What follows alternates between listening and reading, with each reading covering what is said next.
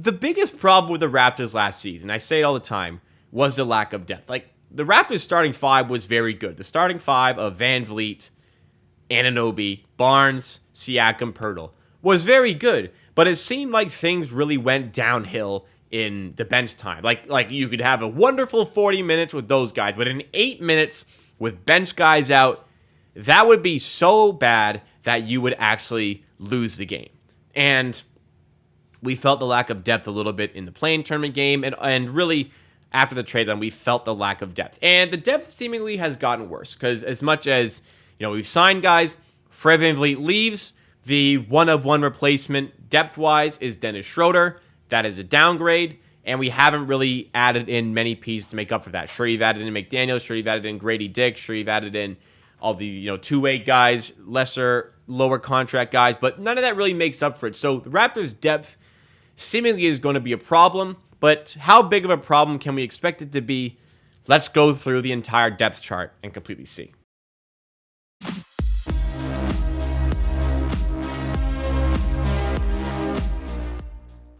Help with this, I have added in a tier list, which just there's no tiers to it. It's just position by position. Let's go through and see what we have as of July 2023 to see what this team is looking like, see how we're going to tinker it to maybe help out positionally. And we'll talk about as well point guards. Who's going to be the starting point guard? Who's going to be on the bench, depending on that decision. So in no particular order, new guy, Javon, Freeman, Liberty. We'll put him at shooting guard because I know there's going to be a lot of point guards. OG, NO, to 3. Remember, it's very positionless, so take it for what it is. I should probably just list it as guards, forward, centers, but take it for what it is, Otto will consider a 3 for now. Schroder, obviously a point guard. Siakam at the 4. Trent at the 2.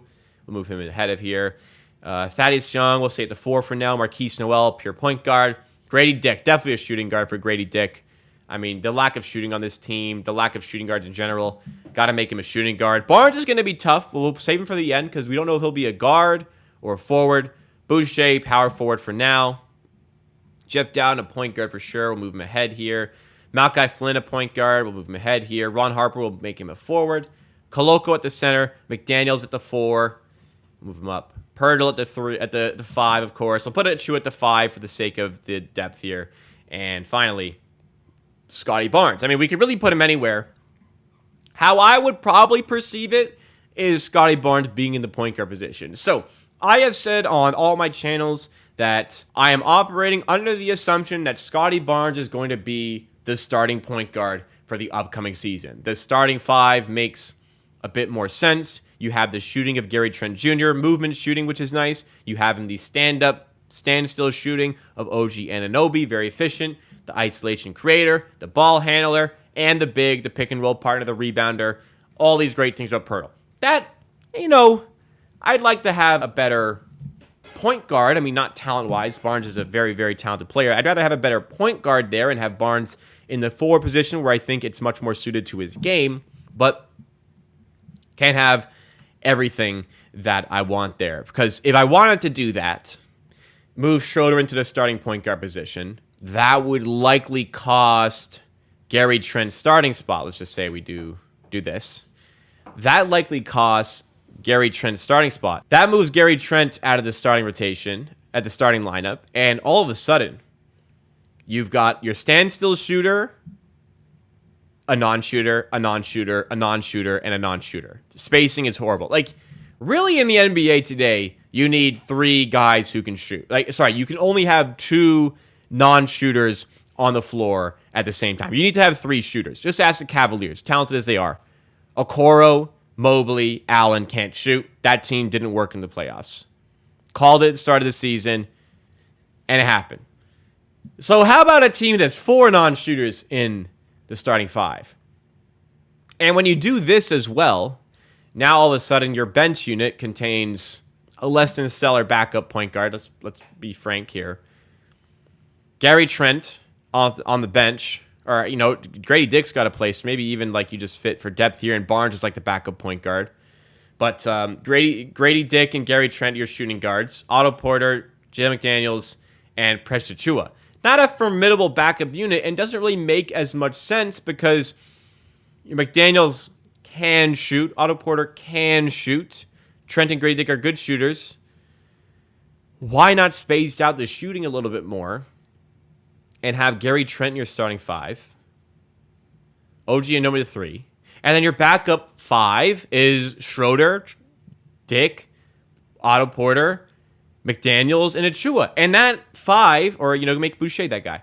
That 5 makes a lot of sense. That bench unit as a whole makes more sense. And I think it's much easier to space out the play time. But my assumption is that Scottie Barnes should start. Not the ideal scenario, but the best of the current situation is Scottie Barnes as the starting point guard. But then there's been conversations that Darko Rajakovic wants Dennis Schroder to start. So I decided to take this debate and put it onto YouTube polls, into my community tab, where I can get over 3,000 people to give their take on a situation. So I said, is Dennis Schroder going to start for the Raptors in the first game of the 2023-2024 season?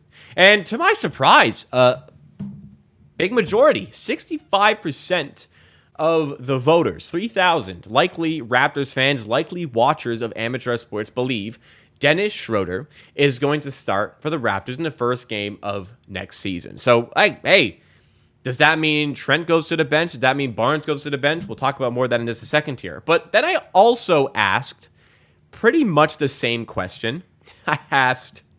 This is so stupid. I asked, true or false, the Toronto Raptors' starting 5 for the first game of the 2023-24 season is going to be Barnes, Trent, Anunoby, Siakam, Poeltl, which would imply that Barnes starts at point guard, as I have laid out in my tier maker over here. Barnes is a starting point guard. True or false? Scottie Barnes will start at point guard the first game of the season. You'd think, since 65% of people just said Dennis Schroder will start, you would think 65% of people say no. Well, as it turns out, 72% of people think that Scottie Barnes will start the first game of next season. So I don't really know what to think. I made these polls to try and gauge what people thought who would start at point guard, but it appears as though nobody has any fucking clue. Because 72% now think that Scottie Barnes will be the starting point guard. Now, of course, there's a 3.6K voters. There's no guarantee what the overlap is here on what percentage of voters that were in that first poll are also in this poll. We don't know. But I think it's just funny that nobody has any sort of idea what is going to happen. So let's go to my opinion as to what is going to happen. And once again, I'm going to reiterate my stance that I believe this makes sense as your starting 5. This makes sense as your backup 5. And then you can kind of pick up the pieces over here. I like these two. These two are your shooting guards. This is where I want to have some conversations about who is going to be that third point guard when you have to go more into your depth. When there are injuries, you need a ball handler, especially because, you don't have a great primary ball handler here in the half court. One of these guys is going to have to get more play time. And we have 4 guys here who could potentially jump up into that role. Jeff Dowden, who was solid in that role last season. Malachi Flynn, who we have hopes for, but has never delivered in 3 years in his NBA career thus far. Marquise Noel, undrafted free agent the front office is very happy with. And a very intriguing two-way player, Javon Freeman-Liberty, who just signed after a standout Summer League performance where he was on all Summer League second team and was very good as well in the G League last season. And I think that what the Raptors are kind of thinking right now with this situation, they recognize the very much lack of point guard depth. In fact, the fact that they're signing so many point guards, you could also consider him a 2. I get that. But the fact that they're signing so many guards would make me think that they potentially see Schroder as their starter, which, will move guys around here. And now they're looking for, hey, let's just play as many contests as we can here. If we get lucky and one of these 4 takes a big step up, they can become the backup guard that this team needs. Also, you don't need a backup guard necessarily. You can get rid of all these guys. Barnes is your backup guard, let's say. Your second unit's out, Barnes at the point guard position. Of course, there are so many different ways you can do this. Positions don't really matter as much as I'm kind of laying out in this tier maker. But what I think is that the front office is seeing all of these different point guard options, and they're hoping that one of them comes through and delivers higher than expected and is a regular rotation player for the Raptors in this upcoming NBA season. And they're taking chances on 4 different guys to be able to do that. So I also asked, which of these point guards do you guys think has the best chance of stepping up? And to be honest, nobody really knows. Was a bit surprised to see Javon Freeman Liberty that low at 14%, but 30% for Doughton, 30% for Marquise Noel, 26% for Malachi Flynn. And this is what I wanted to kind of see out of this poll here. What we're kind of seeing here, only been up for 5 hours at the time of recording, 2.2K votes, a good sample size of Raptors fans here. What we're seeing is nobody really knows who the best is. We don't have a definitive number one guy here, but the front office is just going to see, hey, let's hope one of them turns out really good. We get maybe, call it slightly a little bit of luck and takes a big role for this team. That's what I kind of see the front office is doing right now. But for me, I mean, the only one that makes sense here is starting Barnes. Trent, OG, Siakam, Pirtle. It's still a sacrifice of shooting, but at least you have Trent there. The bench brings in a bit of shooting as well with Grady Dick, Otto Porter, a little bit of Jalen McDaniels here and there. Hopefully Achua remembers how to play basketball again. But this is the starting five that makes sense to me. Well, I'd love to hear what you guys think the starting lineup should be and who should be the starting point guard.